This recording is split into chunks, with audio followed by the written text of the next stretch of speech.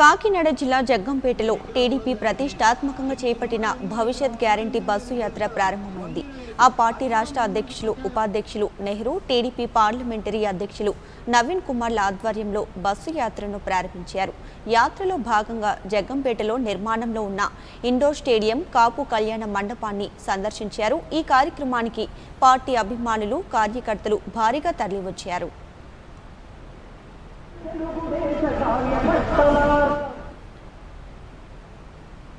TDP party చేపట్టిన భవిష్యత్కు guarantee bus యాత్ర నిర్విరామంగా కొనసాగుతుంది. బస్సు యాత్రకు ప్రజలు నీరాజనం పడుతున్నారు.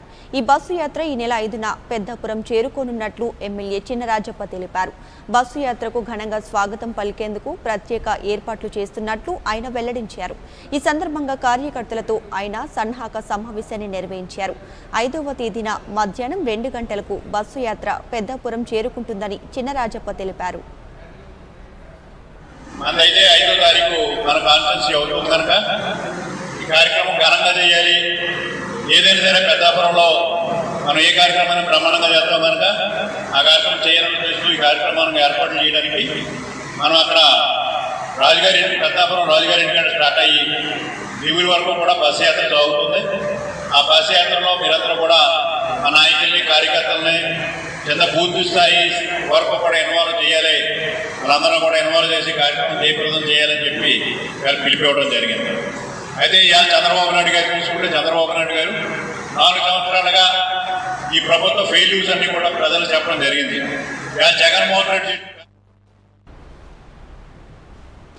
ఏసీబీ అధికారుల వలలో సర్వేయర్ షేక్ షబ్బీర్ చిక్కాడు. బాపట్ల జిల్లా వేమూరు మండలం పెరవలిపాలెం సచివాలయ సర్వేయర్ షేక్ షబ్బీర్ పనిచేస్తున్నాడు. రైతు నుండి లంచం తీసుకుంటుండగా ఏసీబీ అధికారులు రెడ్ హ్యాండెడ్గా పట్టుకున్నారు. భూమిని ఆన్లైన్లో ఎక్కించుకుందుకు 4,000 డిమాండ్ చేశాడు.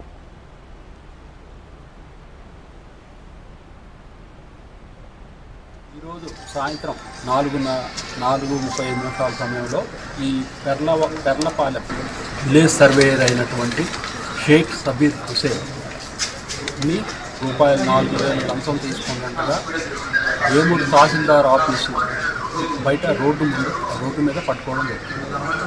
ఈయన పెరవలిపాలెం గ్రామానికి చెందిన జవ్వాజి రత్తమ్మ అనే ఆవిడకి గ్రామంలో ఎకరా 37 సెంట్లు భూమి ఉంది. దాన్ని ఎకరా 13 సెంట్లు మాత్రమే ఆన్లైన్ పెట్టింది. మిగతా 24 సెంట్లు ఆన్లైన్ వల్ల దాన్ని ఆన్లైన్ చేయించడం కొరకు సర్వే చేయించాల్సిన అవసరం ఏర్పడింది. ఈయన వాళ్ళ కుమారుడు జవ్వాజి వెంకటేశ్వరరావు 21వ తారీఖు దరఖాస్తు పెట్టాడు. సర్వే కొరకు 21 తారీఖు